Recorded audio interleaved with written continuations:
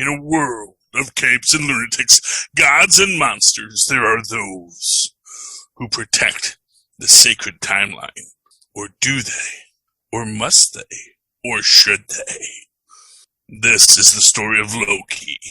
Nuff said. I'm your host, Charlie, the Professor. And with me, as always, is my skinny rich friend. It's Mozz. Welcome, Mozz. Mozz, have you seen the latest episode of Loki? Man, oh man. Man, oh man. I mean, I'm predisposed to like everything they do, and I was really digging this show, but man, the ending just left me with a ton of questions, and not a ton of questions about where they're heading or what they're doing, but more questions about like, what was their intention in making this scene move in this direction? What was their intention? Why would they do that?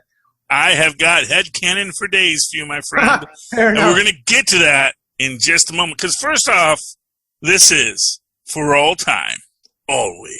Season 1, Episode 6 of Loki. The clock is ticking in the season finale, which finds Loki and Sylvie on a date with Destiny. Ooh, there's a throuple for you. Loki, Sylvie, and Destiny. Our director this week is Kate Herron. Writers, of course, Michael Waldron, Eric Martin, and there we go. Oh, wow, we got all the people here. We got Michael Waldron and Eric Martin get our written bys right now. Michael Waldron, of course, gets our created for television by. Bisha K. Ali gets that executive story editor credit, along with Elisa Karasik gets an executive story editor credit. Ooh, here's a weird one. IMDb only lists Stan Lee with that Loki created by credit. Then we well, I mean, it's IMDb, so. Yeah, exactly. It's to me, it's just telling, oh, and there's all the people, there's the hair and makeup. So the assistant hairstylist was Dina Adair. Way to go, Dina. You did a great job. I'm sure you don't hear that enough in this cutthroat industry. Anyway, so... and the story editors probably had a tough job on this episode, considering all the stories you hear about what the episode was intended to be and what it ended up being due to the pandemic. The whole idea of introducing Kang so prominently maybe perhaps wasn't their initial intention. The idea of that scene with Miss Minutes taking the whole episode of, sort of being the temptation of the Lokis. That, to me, I think would have been a really interesting thing to explore. But we didn't get that. Instead, we get this. Well, I mean, Tara Strong wouldn't have been affected by the pandemic. She just phones it in. I mean, literally, that's how you do voiceover work, because you just phone it in. Right? But I don't care about her performance. I care about Loki's performance. I care about the exploration of what could have been and what maybe can still be, and whether or not that is the right thing to do or not. And for Loki to find himself in those questions, that would have been really fun. Well, and I think that's why we get a season 2, because that's the big spoiler. Be sure to drink your Ovaltine and stick around for Loki will return in season 2. Although they didn't say which Loki, because it could be all Croaky. That's my prediction. Next season just opens up with Croaky eating a flirkin and getting pruned. There's lots to get, because it could have been the Loki in that universe that was adjacent and went over to Marvel's house where she had her pet flirkin and just ate the flirkin, and that disrupted the timeline in a bad way, because then you don't get the Tesseract back from the Kree, and bad things happen. Anyway, yeah, so one thing I want to talk about is the art design of the building. Because what I like about it is that, and also what I like about it is that when we get to Kang's tech, it has the same look of the, obsidian matter with the gold veins running through it. Is it like it's an homage to like this ancient form of Japanese art where they would take exactly and lay them with gold. So hinting that this is the nexus of the universes, like pieces of each universe have melded together to form this place. Or that it's something that's been destroyed and pieced back together over and over again. Oh, interesting. Because that's actually my real take on it, is that, I think that this citadel at the edge of time is something that has been destroyed and rebuilt over and over again. And I think that, here's this thing that, we'll get to a bit more a little bit later, but, Sylvie feels that he who remains, Kang Immortus, Nathaniel Richards, whatever you want to call him, he is lying. She says he is lying. Right. But, she's just a goddess of mischief, not a goddess of lies. Because they had different lives, her and Loki. Loki has learned to see lies. And I think that when we get to my own headcanon on this, I do think that Loki understood something deeper than I think Sylvie did.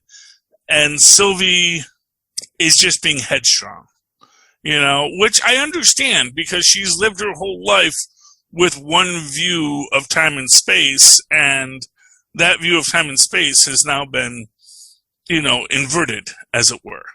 Right. So, I wish they had given her a nobler reason for doing it. Everybody else got some glorious purpose. She was just left at this as this angry character who forsake the world. Well, no. I mean, arguably, what she is doing is restoring free will.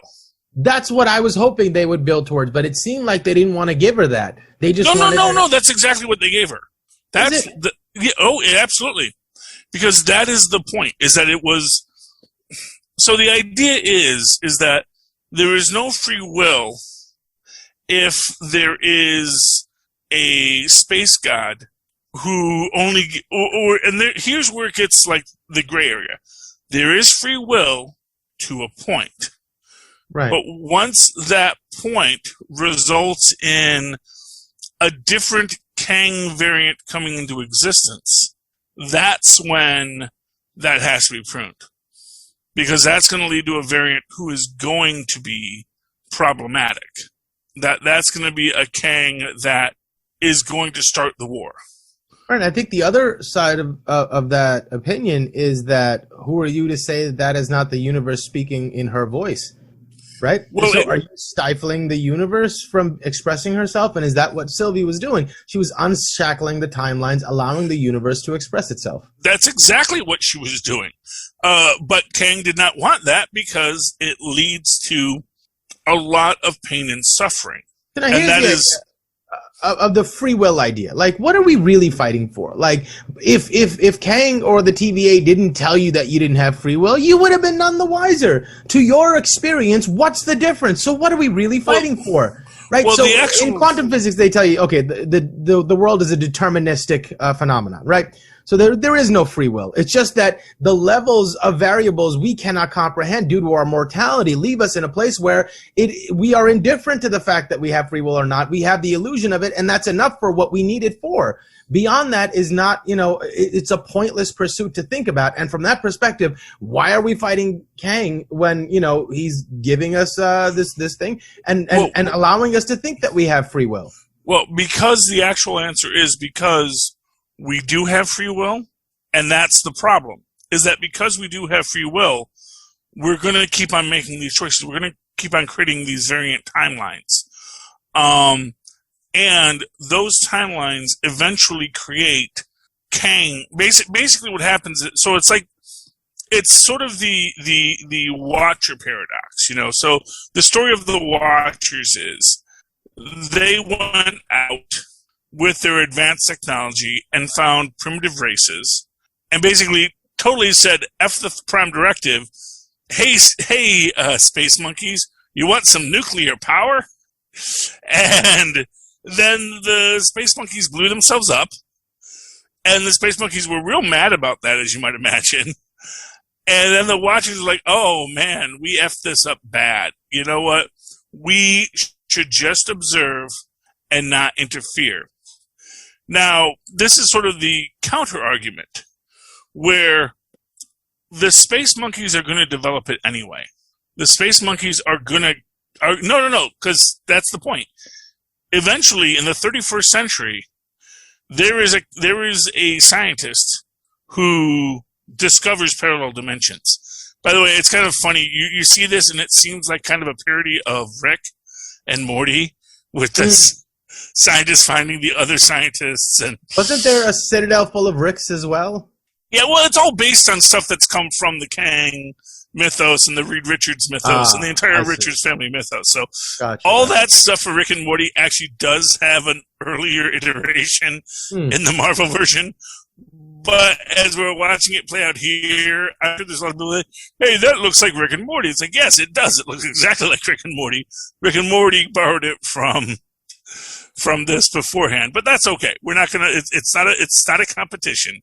But the parallel universe versions were something that Marvel had been doing for a long time, and what we're doing here, we have these parallel universes, and of course, like they say, like when they first met, most of them were benevolent, but you just needed that one evil Reed Richards. You just need that one Doctor Doom variant, and suddenly we can't all play nice and work along. One of them has to prove he's the bigger, badder, the Rickest Rick, and has to destroy all the other Ricks. Even though that is, and that's sort of what He Who Remains' point is that eventually there will be one Rickest Rick. There will be the one that figures out the way to destroy all the others and then holds the timeline hostage and can hold the timeline in place. So is the implication that Kang is intrinsic to the fabric of the universe? There has to be a Kang, so you can't kill him. But beyond the last multiversal war, all the Kangs were annihilated except for one. And since there was one Kang remaining, there was peace because no other Kangs would come into existence as long as there was one. Now you kill that one and the universe needs to birth a Kang or a multitude of Kangs because it's in a state of emergency. There's no Kang balancing the forces of the universe, essentially. Well, it depends on if Kangs are an intrinsic force like a Loki. Or is Loki the equal and opposite force to a Kang? Right. Or, or is it just that that's just how it works? Is that because this being exists in an infinite universe, there's going to be infinite variations on him. And the evil ones are going to be so advanced and powerful that they're going to be these people that just seek to destroy and conquer. And, when I bring up the Doctor Doom reference, that is not Whistling Dixie, as it were, because that's the idea, is that Kang is the descendant of both Richards and Doctor Doom.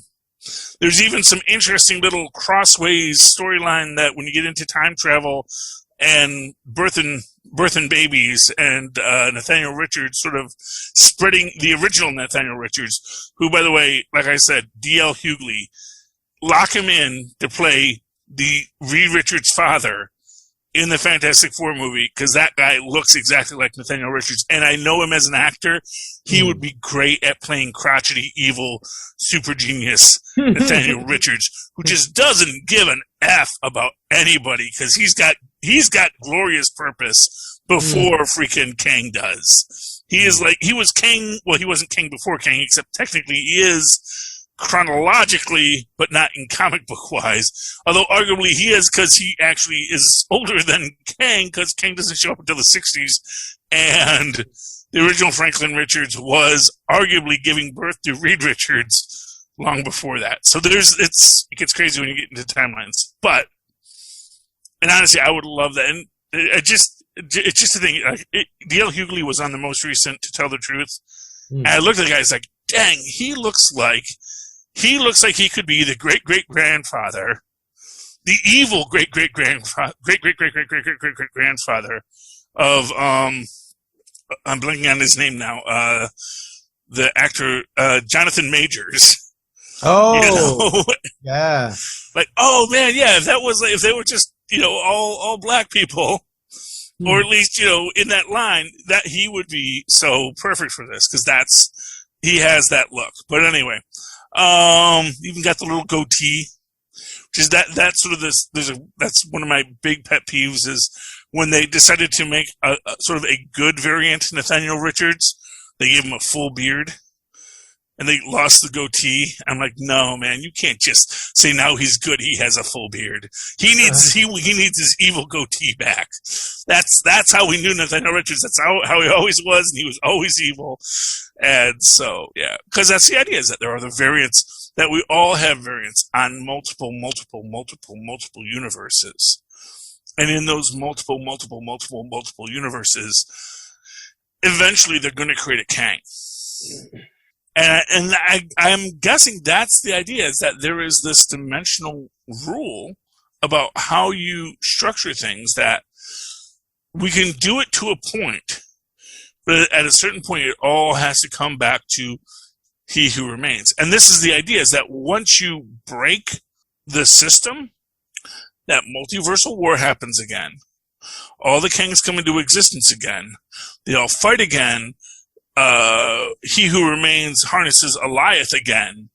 And then it gets right back to point zero. So this is like my deeper fan theory of what we're actually watching happen here, is that this is literally not He Who Remains first rodeo. That he has had Lokis come in here hundreds, thousands, billions of times. And even if they always kill him, I'm guessing that the knowledge of what had come before comes to him. That's how he has the knowledge. And the idea is that this cycle keeps on repeating.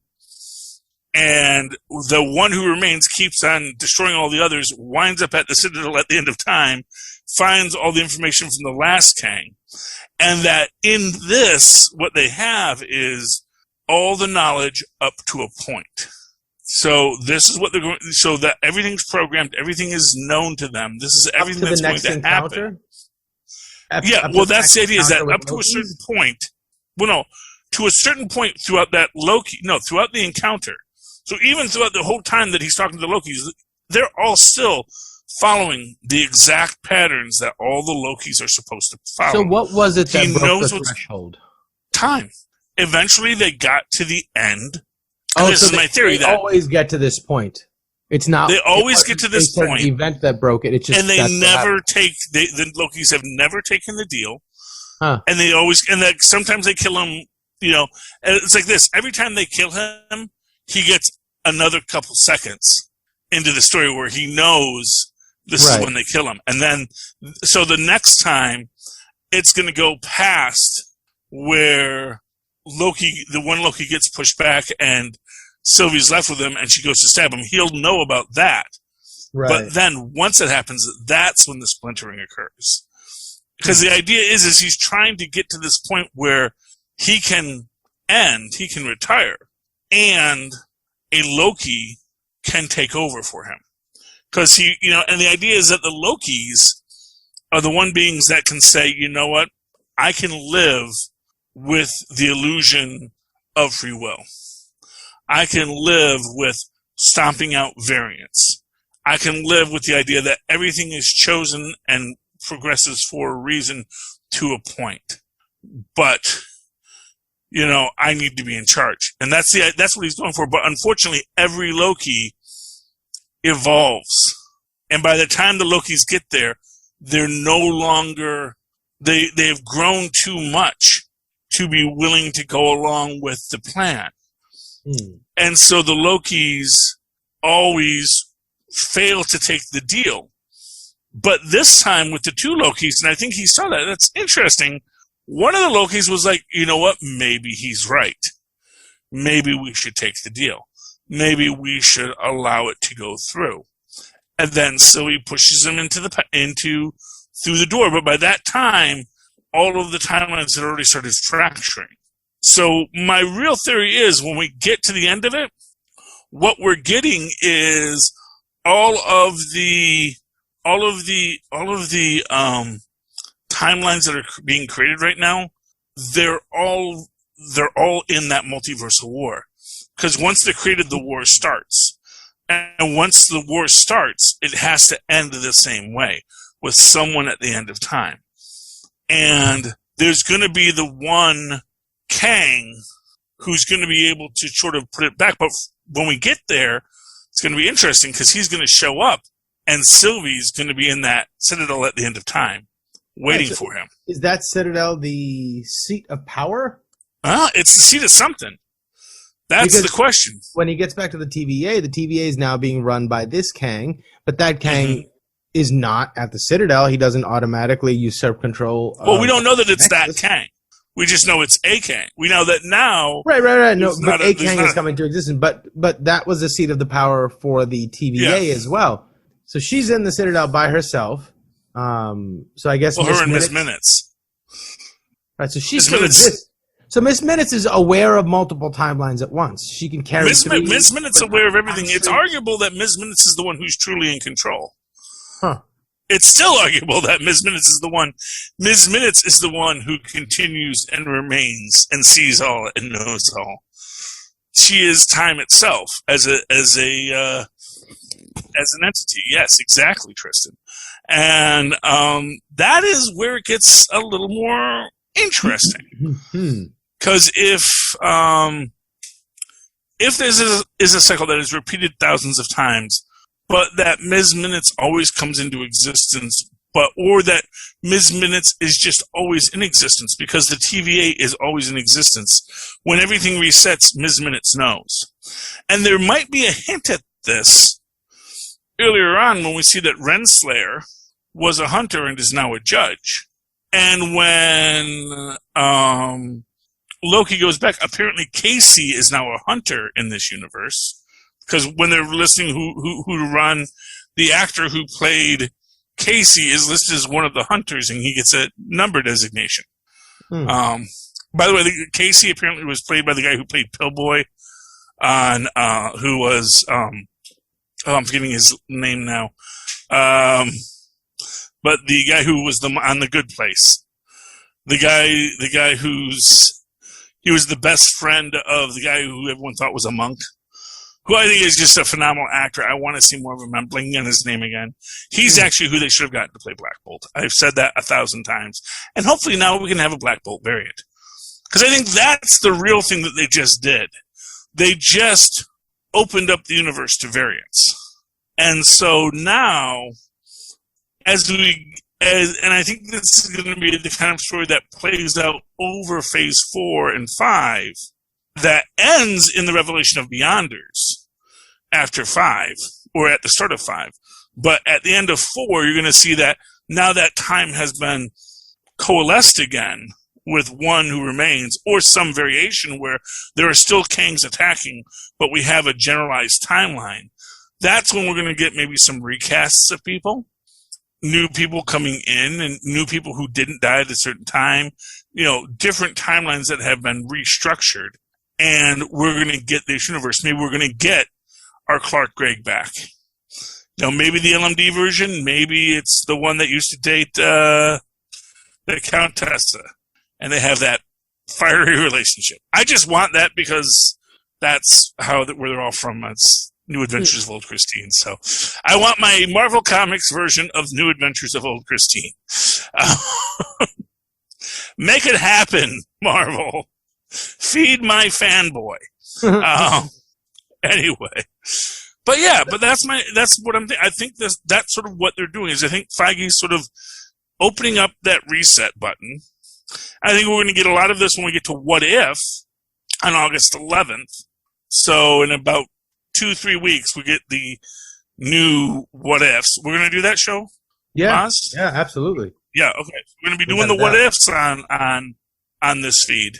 And there, we're going to start to see, because they're going to build an arc of alternate universe stories that I think is going to pull in that Kang time war. That may result at the end of it with something a little different when we get to the Shang-Chi story dropping in, what is that, September, November? So that by the end of What If, when we get to Shang-Chi, it'll still look like the universe we know, but there might be a couple of little retcons that occurred in between seasons, and that's what they're setting us up towards.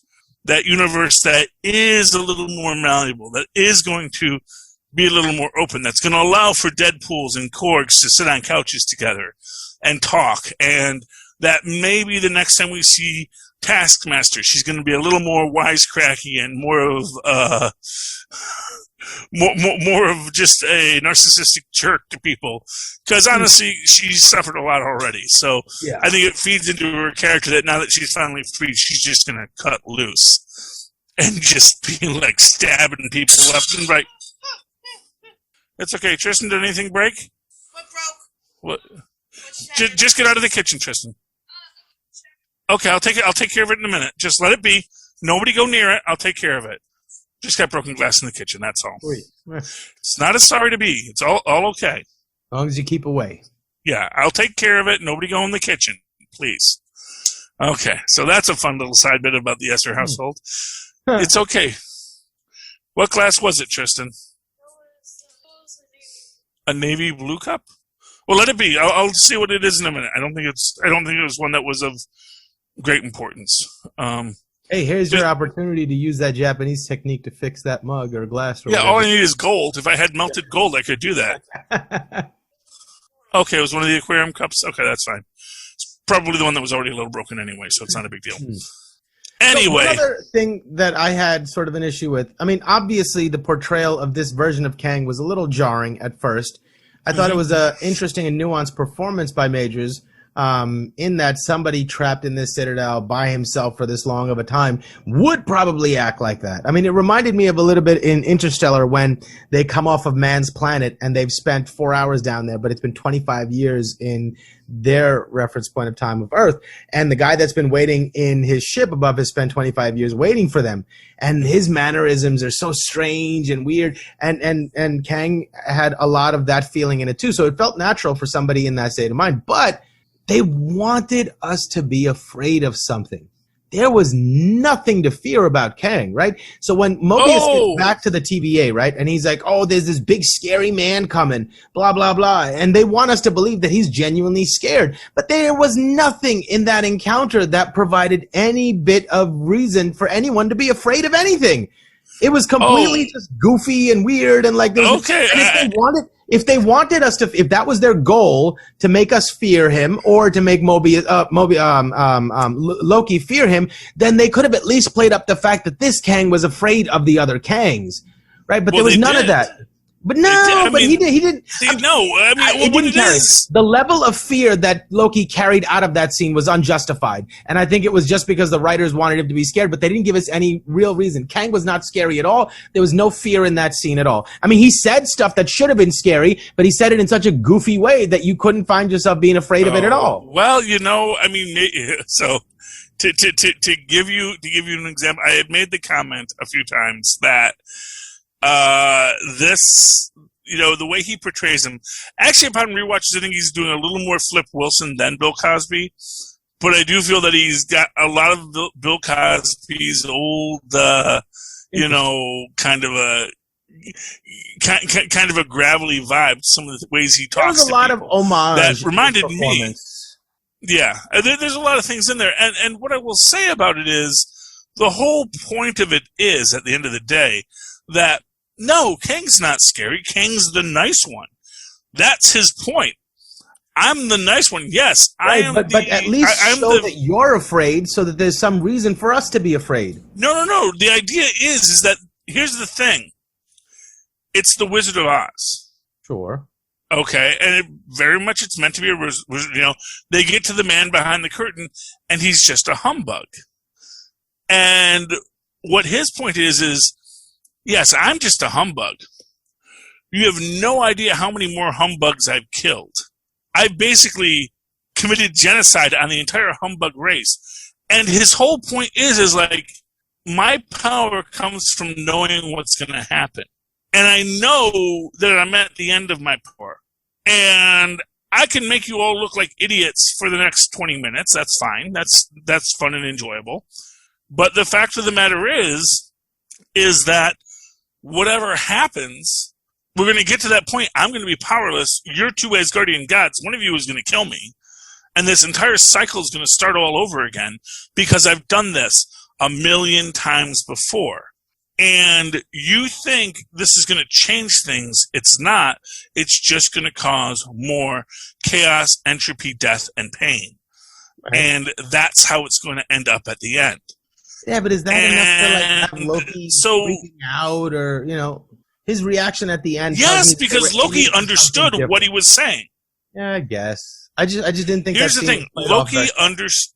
Okay, well, I mean, and that's everyone gets their opinion, and that's good, and it's fine that we have different opinions on what makes a good story, because otherwise every story would be exactly the same, and there would be no good stories because it'd all be exactly the same.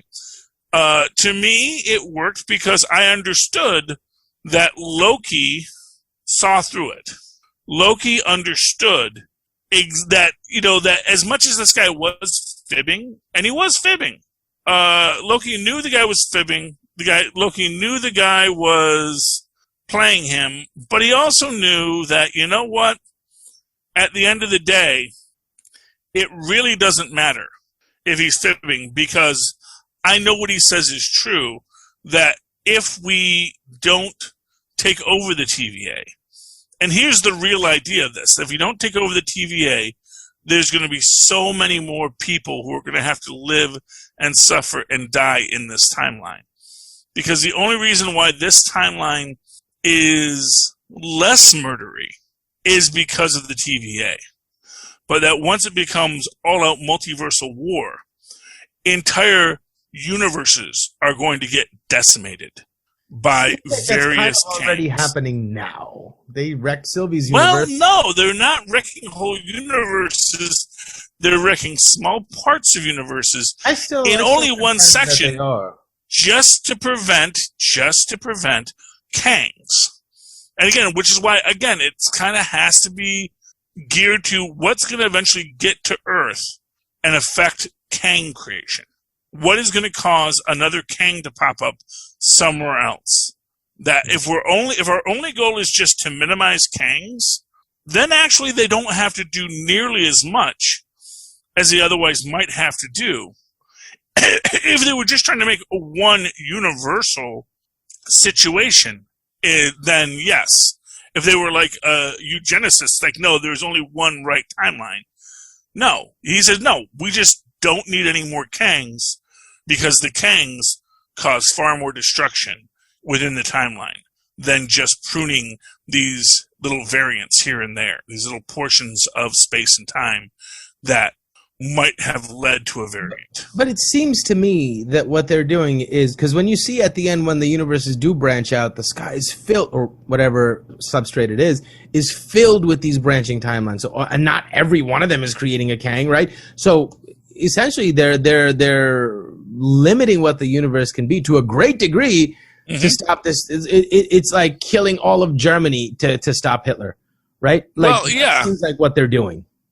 Well, except again, it is, and what I will say is, it's more aligned to making sure only one Hitler shows up instead of a million interdimensional Hitlers. Right, but okay, if we're going to use that analogy, then it's sort of like saying that they keep the world permanently in 1940 before the war starts. Well, yeah, that's their solution. That is their solution. The world never gets to progress and evolve into modern society. That's what they're doing, and that's what seemingly everybody thinks is the good guy's side.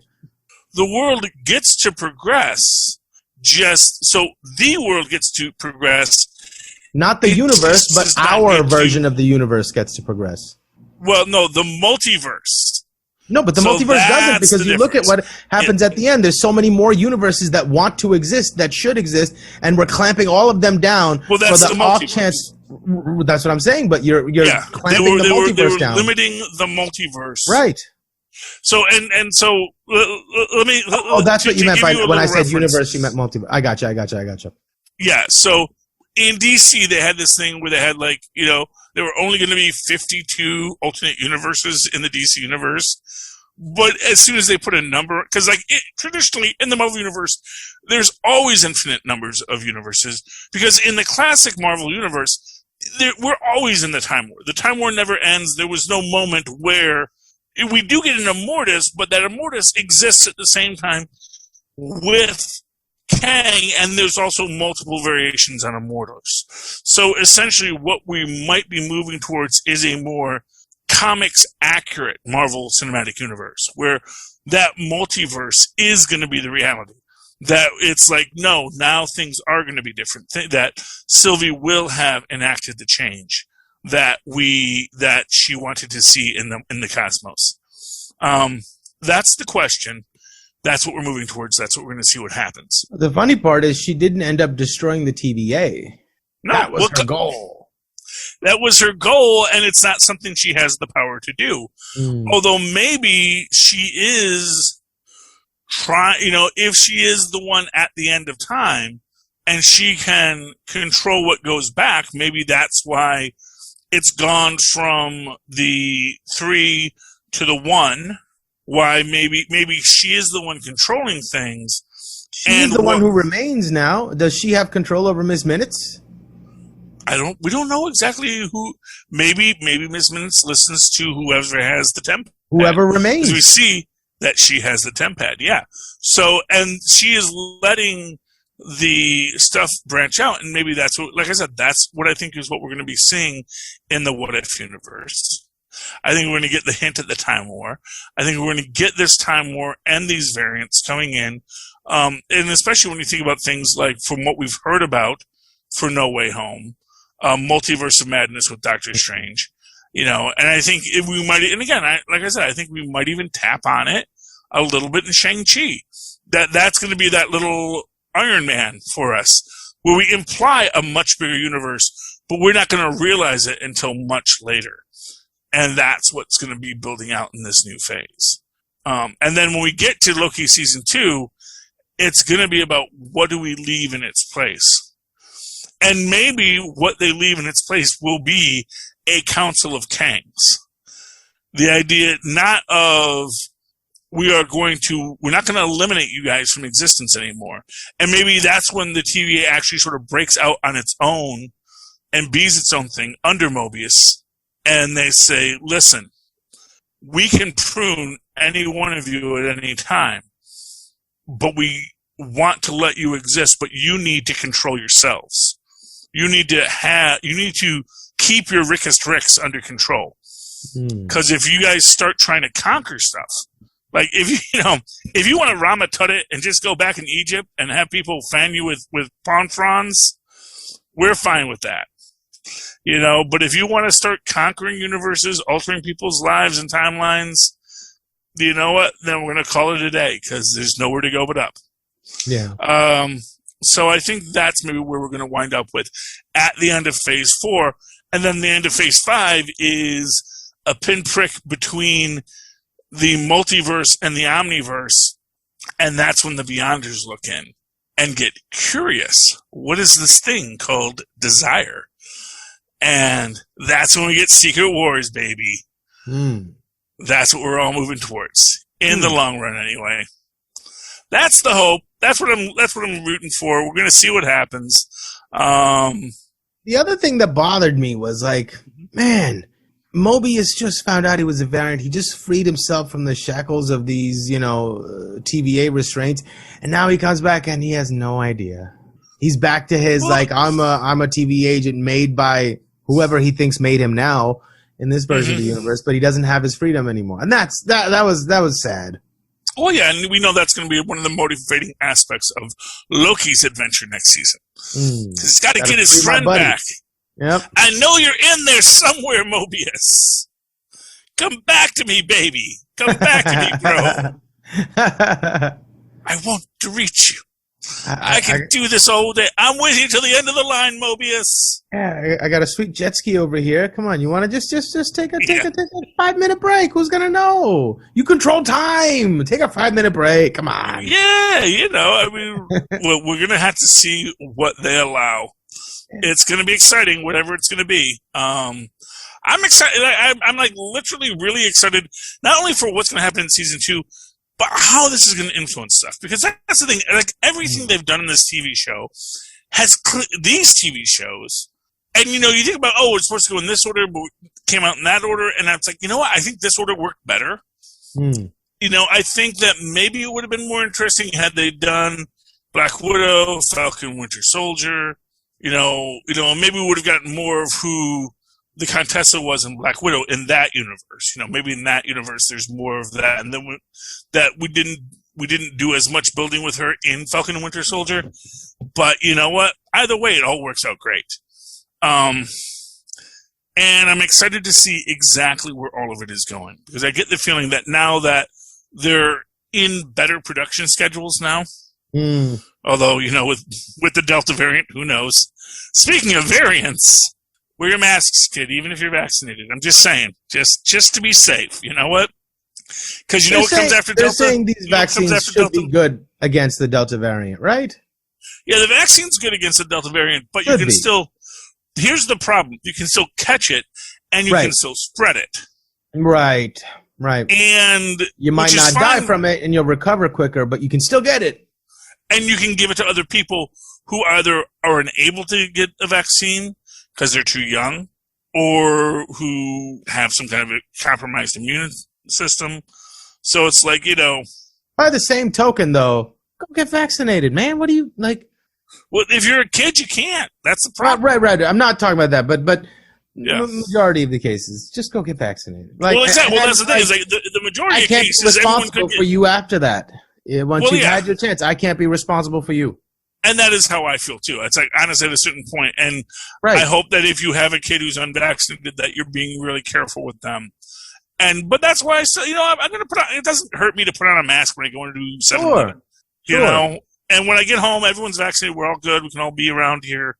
No masks, and it's great. But I was going to say, after the Delta variant, then we get the Gamma variant.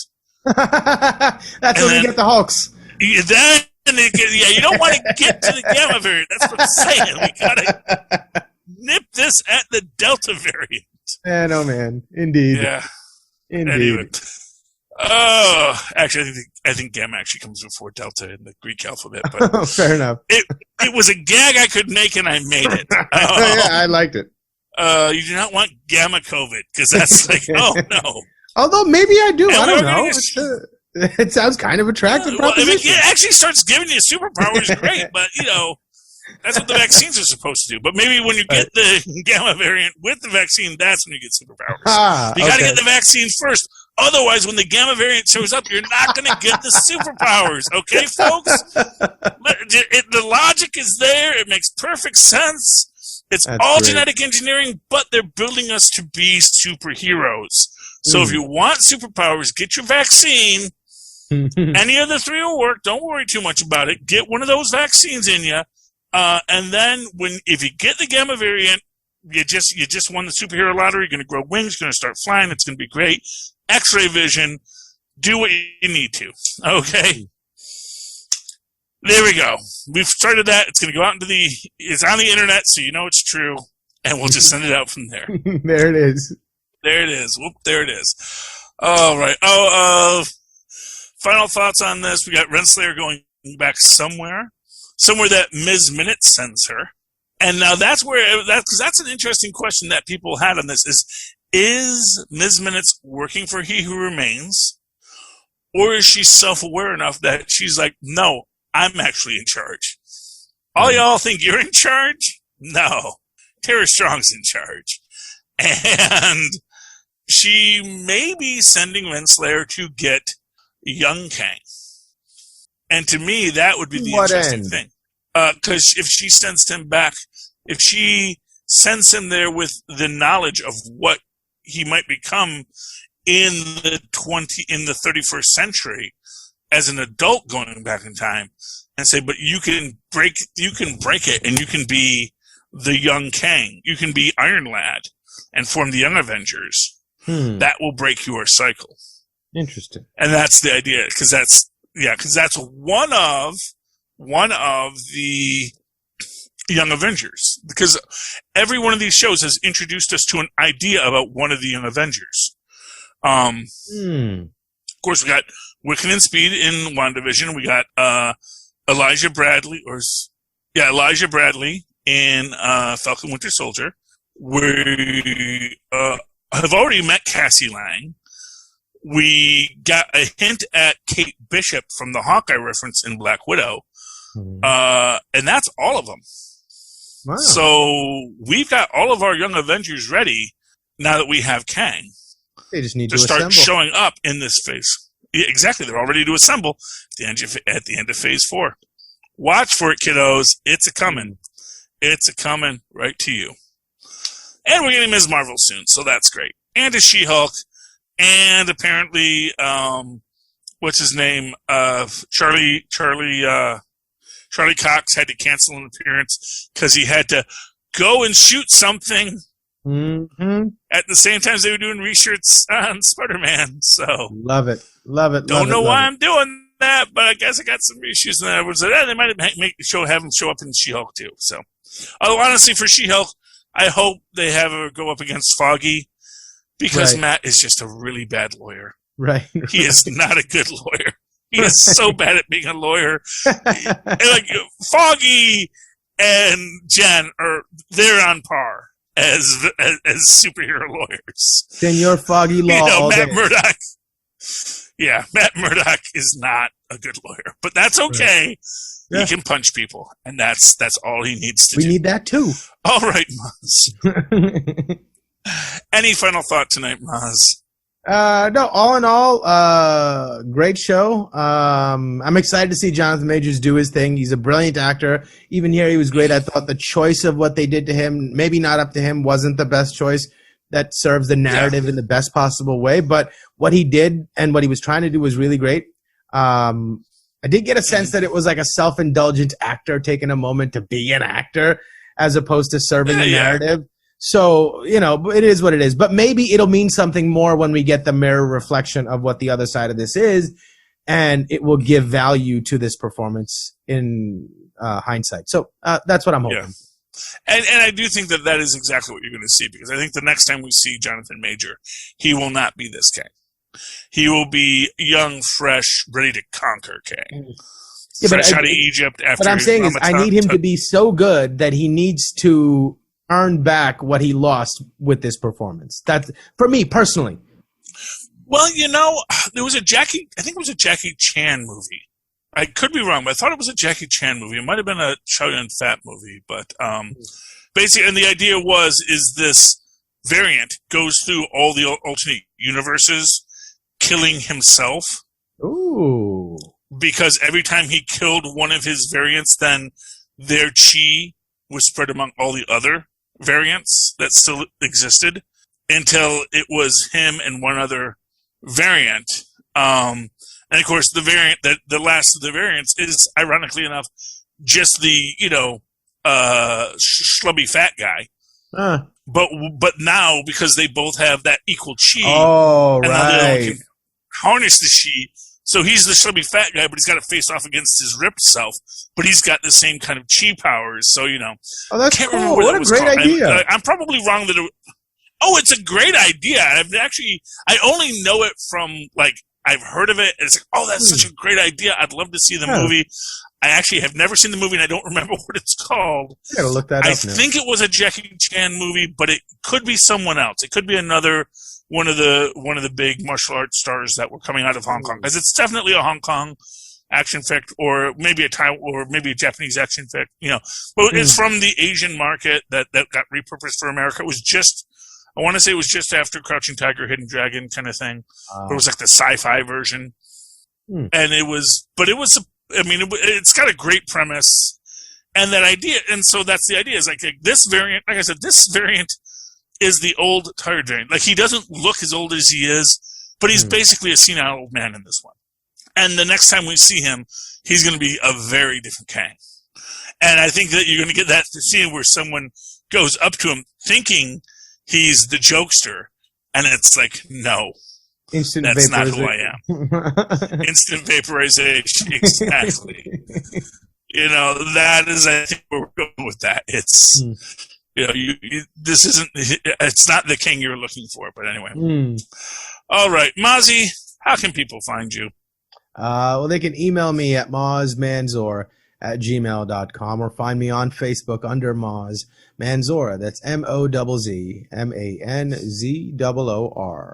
Thank you so much. And be sure to go down to our show notes, click on the Amazon link, go to Amazon, look for Pod Life, the book. Buy that. That's written by the Southgate Media Group family. It's available both in digital and paperback. And read it because it's a lot of fun. If you want to know about why people podcast, how they podcast, it's a good book for you. And likewise, check out all the other shows here on the Southgate Media Group and the Capes and Lunatics Network because we're here. There's lots of shows to listen to all over the place. Finally, if you'd like to write to me in that old-fashioned email way, the way our mothers and fathers used to do so at superconnectivityblog@gmail.com. That's superconnectivityblog, all one word, @gmail.com. And, of course, follow me on Twitter as I live tweet things when I feel like it. I say I'm going to let's do stuff tomorrow, but I never do. But actually, I wound up live tweeting Flash a little bit this week at Charlie Esser. That's CHARLIE. Look for the 2 E's in the middle. Quality. Bing. Thank you, Mozz. Don't make me wait for it, Mozz. All right. It's the delay. It's the delay. Always the delay of the gratification. Oh. Ladies and gentlemen, you've just listened to another episode of Nuff Said, and there's nothing more to say. Nuff said.